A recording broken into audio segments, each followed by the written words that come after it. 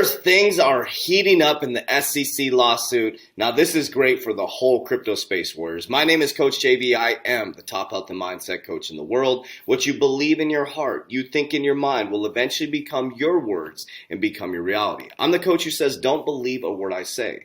If you teach a man or woman how to fish, they'll feed for a lifetime. If you give them a fish, they'll just eat for a day. But as my boy William says, if you teach them how to farm, they will feed a nation. I'm the guy who's teaching you the game, right? If you know the game, you can't be playing. As you look this way at a pandemic, there's a whole nother narrative going on this way, Warriors. That's why 1% of the population owns 97% of the wealth. Those who control the money, control the information, control the people. Problem, reaction, solution. But we're in a time right now where you have all this information at your fingertips. So I'm bringing you 1 to 2 videos a day to help inform you so you can make informed decisions. I'm not asking you to believe a word I say. With even my warriors, we have 800 warriors, 836 warriors in our Warrior Academy worldwide. I show my portfolio. We have cryptocurrency calls. We have everything they need to be successful in the quantum financial system. But I tell them, don't follow me. Learn what to do. I show them exactly what I'm doing, 100% clarity. I'm not a financial advisor. None of it's financial advice. I'm just somebody who studies this stuff 8 to 9 hours a day. I had 12 years in banking, moving up to vice president at a bank, going through executive banking school and understanding the banking system. I wasn't bought into cryptocurrency when I was in the banking system. I thought it was a fraud, just like Jamie Dimon told me it was. But guess what? Once I broke free from the matrix, I realized that the billionaires are doing something completely different than the 99%. And so that's why I'm going to continue to bring you as information so you can make informed decisions so you don't have to be just over broke anymore. You should not be broke, Warriors. You should not be stressed every single Friday waiting for your paycheck. That's the system you were born into. That's the box you were born into. And I'm here to shatter that box. And I will bring peace and prosperity by 2050. That is our goal, is to bring peace and prosperity by 2050. So we're going to bring this money back to the people. This is God's money. It's just vibration. It's just energy. And I'm going to do this by sharing information with you guys to maybe open up your awareness and the possibilities for you as a human being. You're like, all right, JV, get to the point. Let's do this. Make sure you like, subscribe, comment. Follow me on Instagram at CoachJV_. You can also check out my podcast, the Coach JV Podcast, 8 to 12 minute podcast every single day. Let's get right into it. All right, this is it. I got so many people send me this article yesterday, so I was so busy yesterday. There was so much going on in the SEC space, but I'll tell you what, this is huge. Forbes magazine is starting to talk about the Ripple case. When you start to see big magazines or media stations start to talk about this stuff, it's called predictive or preemptive or whatever you want to call it, programming, right? You're starting to see this stuff and the masses start to see it. Now, they're going to start to, so people are going to be talking about this today. The masses are going to be like, oh, did you hear about that XRP case? And then everybody's going to become Ripple XRP experts, right? Just like now I'm an expert in the crypto space, right? We're all experts now. That's the funny thing is, right? It's an exciting thing. But here's the thing, Warriors. If you're watching this, you are a very eensy, tiny part of the population. And here's what's going to happen. As FOMO, fear of missing out, comes in, on the back end of this summer, about 4 to 5 months from now, everybody's going to start to get hyped about this. They're going to hit euphoria, and all the regular people are going to come in. And what's going to happen is, the game is, the billionaires are going to start to sell. And what they're buying is what the billionaires are selling. So what they're going to do is they're going to create blood on the streets, and when it hits the bottom, we're all going to buy back in when it hits the bottom, okay? It's called a market cycle. And so what happens is they get people super excited. They build their bags. They get people super excited. And then we sell them our supply, right? And then when it crashes, we buy the blood in the streets. Everybody gets frustrated. They fall out, and the whole market cycle goes again. So if you know the game, you can't be played, Warriors. But the SEC stumbles. This is Forbes magazine. SEC stumbles in Ripple case, lost in a maze of its own making. When the U.S. Securities and Exchange Commission filed the multi-billion-dollar lawsuit against the blockchain technology company Ripple and 2 executives in December, the timing was doubly peculiar. The complaint alleged that Ripple sales of the currency XRP from 2013 to present were all illegal. I put all in there. I misquoted that. Were illegal, unregistered securities, offerings rather than the distribution of digital token to build a payments network. The SEC, waiting for 7 years to make this allegation, with billions of XRP tokens now coursing through the secondary crypto markets, was strange enough. But the case was also filed in the final hours of the outgoing SEC chairman's Jay Clayton, and then dumped evenly a split commission heading towards a new administration. Warriors, this sentence right here, have you not heard me say that over and over again? I was blown away when I read this article. This is what I've been saying to you guys. Isn't it weird a weird political theater that Jay Clayton, because people were freaking out. I remember I was in quarantine because of the C word, right? I was in a hotel by myself, and people were messaging me, I'm out of XRP, I'm out, Coach TV. I'm like, see ya, have a great time. I'm like a tick on a dog because I knew that was really weird that Jay Clayton, right before he left, he makes an announcement he's leaving. He's like, I'm just going to throw out a SEC lawsuit against Ripple. It's all political theater wars. It's to get you to look this way. It's to get you weak investors to dump your bags as they build and build a new infrastructure wars. By watching the volley of filings heating up in the case docket, it becomes clear that the SEC's decision to sue Ripple was misguided. And in recent days, a series of developments are starting to make it look like a disastrous mistake that we presumed incoming chairman Gary Gensler will have to sort out. The SEC probably didn't expect the storm that Clayton's final act has kicked up, and it was exposed in the inherent weakness of the decision to sue. It began on January 1st when a group of XRP holders led by Rhode Island attorney John, this guy's getting a bunch of press, Deaton, struck back at the agency. Deaton, a personal injury lawyer and class action experience, filed a petition in the U.S. District Court in his home state to force the SEC to exclude his XRP holdings from being defined as a security. He says he didn't buy XRP as an investment contract, and it shouldn't be considered a security. And the SEC's action against Ripple unfairly harmed him when it sent its value plunging and forced crypto exchanges to start delisting the token. After filing his action, Deaton says he was inundated with requests from thousands of fellow XRP retail holders wanting to join the case. Last Friday, the SEC responded to Deaton's landed in Rhode Island, responded to Deaton, landed in Rhode Island. For those watching the Ripple case in New York, it carried an astonishing argument. The SEC asked to dismiss Deaton's petition because no determination has yet been made on whether XRP is a security. But two together, and the SEC is saying that Ripple and its two top executives had to have reasonable knowledge of something 7 years ago that the agency itself was sure about last Friday. One wonders which part of the 1933 Securities and Exchange Act will eventually used to argue Ripple is obliged to have psychic powers to operate lawful in the United States. This is mind-blowing. Forbes is saying this words. This is putting so much pressure on the SEC. Gary Gensler's coming in. I feel like he's going to drop the case. But let's go back in history, okay? I'm going to give you all aspects of it. Let's listen to Brian Brooks, okay? Brian Brooks was the head of the OCC. Now, remember, I'm going to teach you the game. Brian Brooks was the top legal counsel at Coinbase, one of the top cryptocurrency exchanges. Brian Brooks came and ran the OCC for a very short amount of time. I'm paraphrasing this. I don't know what the right word is. But Brian Brooks is heard to say, I've heard him paraphrasing, he said basically, I came to the OCC for a very specific mission. Then he leaves about 10 months later, right? And before he leaves, he charters the first federally chartered cryptocurrency bank. This is him in 2020. I don't know if this was exactly 2020, but somebody posted this in 2020. But he's explaining to a group of cryptocurrency I think it's investors or people building blockchain, but listen to what he says about securities and law, okay? So Securities and Law Act, so listen. And just in a layperson's language, the way that federal securities law in the United States works. So the question is, why do we have securities law in this country, and how can it affect a token project? The reason we have securities law in this country is because of a belief that if someone is making an investment in you, and when I say you, I mean you as a human being, they're entitled to know who you are, what you're doing, what risk factors you perceive, where your money's coming from, what kind of governance you deploy, right? And so the whole issue to think about when you ask yourself if securities law cares about you or not is the question of whether the value of the token you're going to offer is dependent on whether you as a management team succeed or whether it's based on something else, right?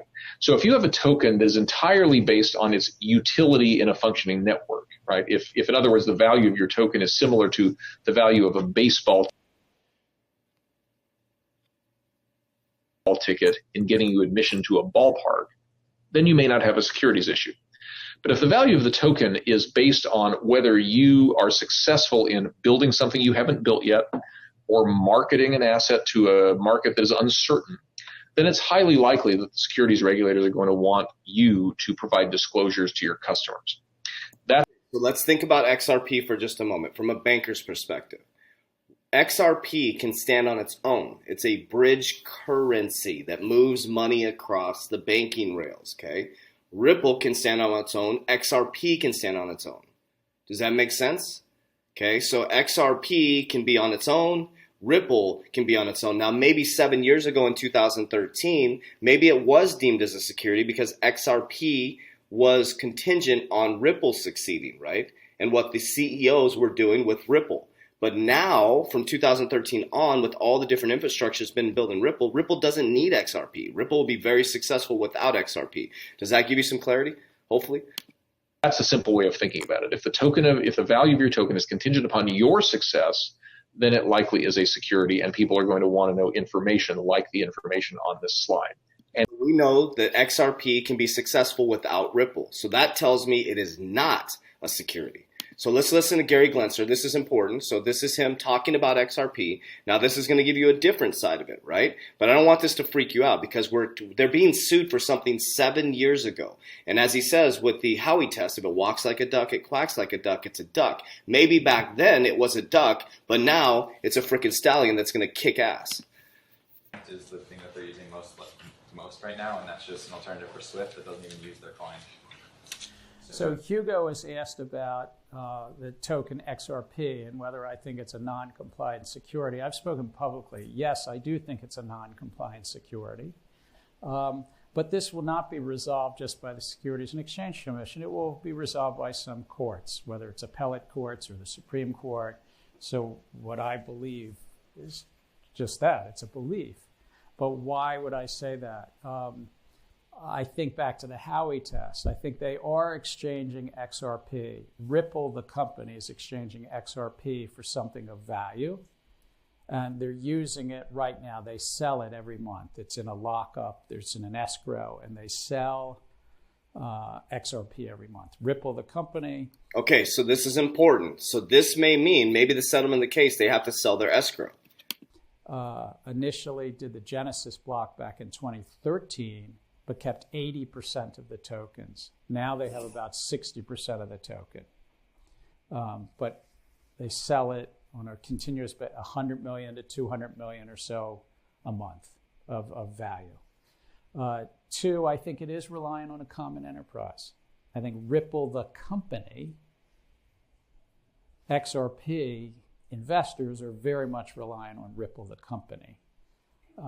And that if Ripple, the company, went away, as you noted, there's not much use of XRP. In fact, for the first 3 or 4 years, or 5 years even, there was no use, and then they prototyped something called XRAP. So think about what he just said. For the first 3 to 5 years, the case is about security sales 7 years ago. Since the inception, there's been a broad breadth of products and services, right? As we stand now this is posted January 13 by XRP Unplugged, check them out. January 13th to 2021, this is an old clip, right, from MIT as he's teaching. So these are just all, we got to look at both sides, words. Rapid, Xcurrent, the main product of Ripple, the company, is a messaging and apparently a clever one that's competing with Swift. But Rapid, the prototype, doesn't have a large community right now. So it's highly centralized around Ripple, the company, the development, the node network, the ownership is 55 or 60% owned by them. What I'm hearing right here is there's going to be something with the escrow, right? Maybe they have to release the escrow. But I believe XRP is a currency. Okay, now here's Gary Gensler again. Now this is the new head of our SEC. This is he's nominated, he's approved, he's ready to rock and roll. Listen to what he says. I've been saying that 99% of bad actors in the cryptocurrency space are going to get wiped out. That's why you need to know the game, warriors. If you click the link down in the bio, you can join our private warrior academy where we help you through the quantum financial system. Not financial advice, not financial advisors. On the crowdfunding basis, do you think the ICO is dead? You know, there was a real boom. I think that the way to pre-fund a development project, which is somebody that almost nobody hears of, J.R. Willett came up with this idea in 2012. and he didn't become rich on it because nobody could listen to him talk about it. He started Omnicoin eventually. Oh, yeah. But do I think it's dead? No. Okay. Do I think that it's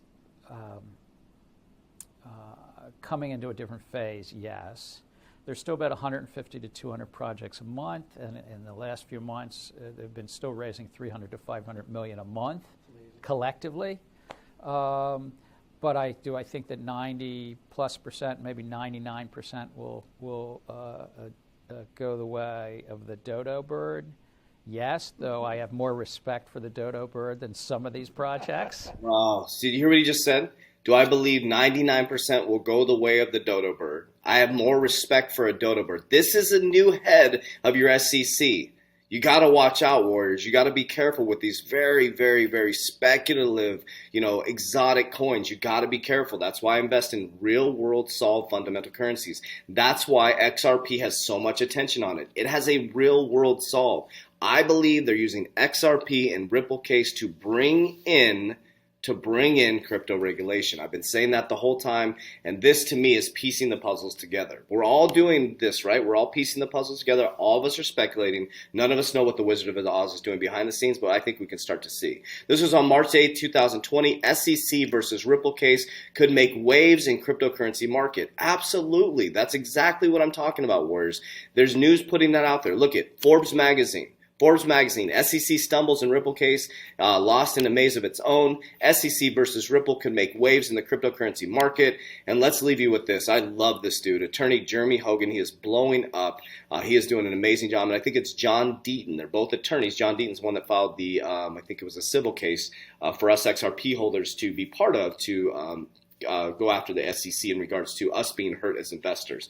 But Attorney Jeremy Hogan, I'd highly recommend you go to Legal Briefs. I'm going to give him a like right here. Make sure you like, subscribe, comment. I'm subscribed to his channel. He does a really good job. He's clever. He's funny. I guess he's an ex-school teacher. He's a great dude. But I want you to listen to this small clip and then go watch the whole video, and then we'll let you guys go. And this is just kind of a little peek into that world, a little behind the scenes. This letter is the opening volley in a fight over information and secrets. And that is where this case will be lost or won. And speaking of discovery battles, look what was just filed just today. The response to Brad Garlinghouse and Chris Larson's motions to dismiss that came from the SEC. If you recall, the individual defendants had moved to have the case against them completely thrown out. And I thought they had a pretty strong argument for it to be dismissed. So look at this discovery dispute brewing here, and it's the SEC's only hope, maybe, what they're trying to get. Remember that the SEC has to prove that Brad and Chris knew what they were doing was illegal, and the SEC in this letter goes right to its strongest argument. Quote, in 2012, 2 legal memos warned Larson that XRP could be considered a security if it was offered and sold under certain circumstances, and advised him to contact the SEC to seek additional clarity as to whether XRP was a security. Larson did not heed this advice, close quote. So, what is this discovery fight going to be? The letter to the SEC is referencing a communication from a lawyer to a client, and that is a very, very, very privileged document. Okay, so I want you to go watch his YouTube channel. I want to give him due respect. He puts a lot of work into his YouTube channel. Very, very appreciate him. So Jeremy Hogan, Legal Briefs. All right, Warriors, here we are. We're in the midst of the biggest shift in generational wealth. And here's the truth. 99% of you are going to get left behind. And the other 1% that are coming into the marketplace, 1 out of 3 people know nothing about the cryptocurrency space. And unfortunately, a lot of people are going to get wrecked. I'm selling you the bad side of it because, Warriors, that's the truth. What's going to happen is you're going to get really excited. You're going to talk to your friends about making money in the cryptocurrency space, and you don't know the game. And as it goes up, there's going to be a whole nother narrative going on this way. But once you learn the game, as Warren Buffett says, you buy when there's blood in the streets. We are moving into the biggest bull run in history. It's very unpredictable what could happen, but there's signs, clues, wonders that tell us what may happen with market cycles. So Warriors, if you want to know the game so you can't be played, but you also want to understand subconscious mind and understand how we do it from the inside out, it's a totally different approach. So I have a Warrior Academy where we have over 800 warriors, 10 different countries now, all over the world. And what we do is we come together as a community. I don't claim to be an expert in anything. What I do is, just like how, in the book Think and Grow Rich, Henry Ford said, I have a switchboard in front of me where I can summon an expert at any moment. We have a cryptocurrency call every Thursday. Last Thursday, we went over a very strict exit strategy. We built an Excel spreadsheet. We had some engineers help us build it, where it has a very strict exit strategy that you need to have in the cryptocurrency space, that you put in your coins, gives you your exit strategy so you can be disciplined, so you can get out of the market with some profits and get your investment back, right? We also have a Discord with over 700 warriors in it. We also work out live with you daily. We do your nutrition plan. We have a 120-day challenge, subconscious mind programming, vision board creation, goal setting. Everything you hear me talk about on my social media is in the program teaching you discipline. Not only health discipline, mindset discipline, but wealth discipline. So I'm not a financial advisor. It's not financial advice. I literally show you my portfolio and what I'm invested in. You can do whatever you want. Not legal advice, not financial advice. I'm just an honest dude sharing my journey with you guys. So down in the description down below, you can join our Warrior Academy. 100% money back guarantee. If you don't like it, we give your money right back. We want to help as many people as possible. By 2050, we will eradicate poverty and we'll create peace and prosperity because we can. We believe in ourselves. So that's all I got for you today, Warriors. Have an amazing Friday. If this is in the future, have an amazing day. Warriors, rise. Let's get it.